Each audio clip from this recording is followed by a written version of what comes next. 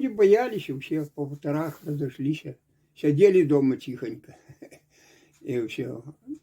А что ж, надо подчиняться, мы же подчиненные люди, оккупированные. Что, кто с нами будет считаться? Не так, что пулю в лоб заровишь и все. А далее уже у нас был гарнизон здесь, в Слободе. Здесь была полиция. Было человек, наверное, около 10. Ну, немца не было тут. Ну, полицейские были. Ну, далее уже там хуже и хуже еще. Не считались они ни с кем.